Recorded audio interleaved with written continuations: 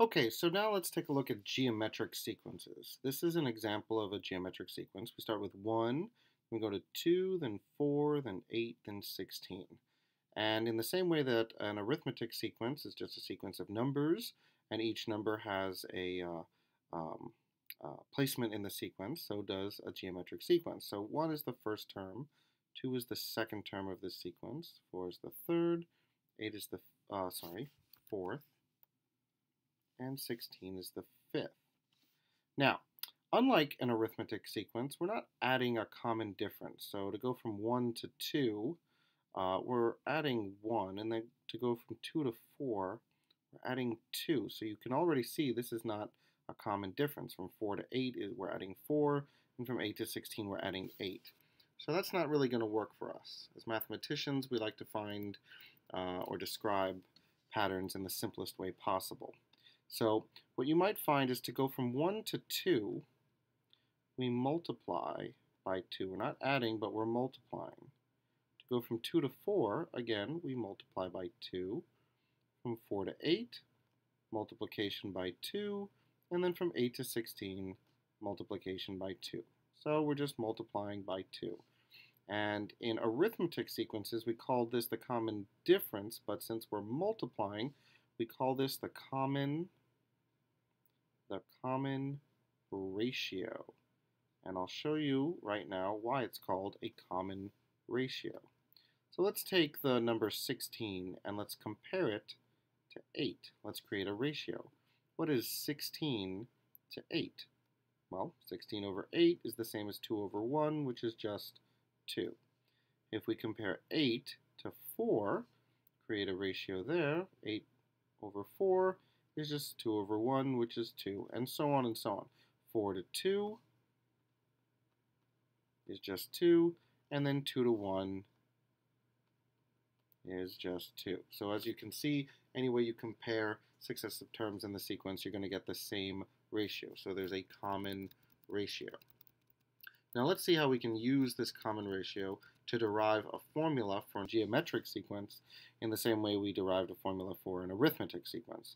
So we'll start with the same function table where n is our nth term, the term number, and a sub n is the nth term. So our first term is 1, our second term is 2, our third term is 4, and let's go to a fourth term here. Our fourth term is 8. All right, 1 is just 1. Notice I'm starting out the same way. 2 is just 1 times 2. 4 is just 1 times 2 times 2. And then 8 is just 1 times 2 times 2 times 2. So if we isolate this part of the expression, we can see a pattern here. We're just multiplying 2 by itself a certain number of times. And just as repeated addition is what we call multiplication, repeated multiplication is what we call exponentiation. So there might be an easier way to write this, and we're going to write it like that right now. So I'm going to say that this is going to be 1 times 2 to the 1, since we're just multiplying by 2. 4 is equal to 1 times 2 squared. 8 is equal to 1 times 2 cubed. And to remain consistent, I'm going to say that 1 is 1 times 2 to the 0.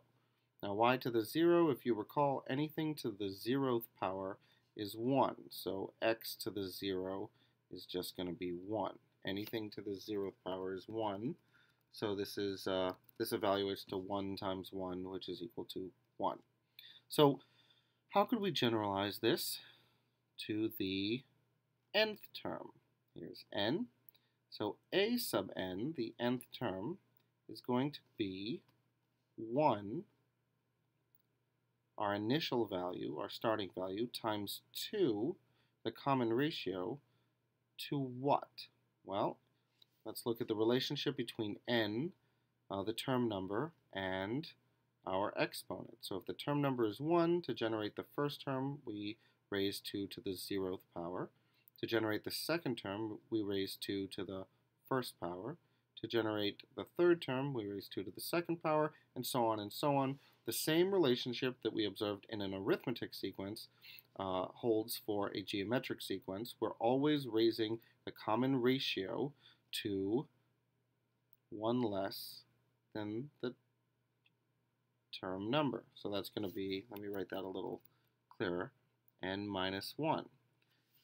And 1 here is our first term, and 2 is our common ratio. So we can generalize this formula for all geometric sequences by saying the nth term, a sub n, equals the first term, a1, times the common ratio r. We're going to use r instead of d because it's not a common difference, it's a common ratio. And we're going to raise it to the power of n minus 1. And that is the general form of, or that's the formula for a geometric sequence.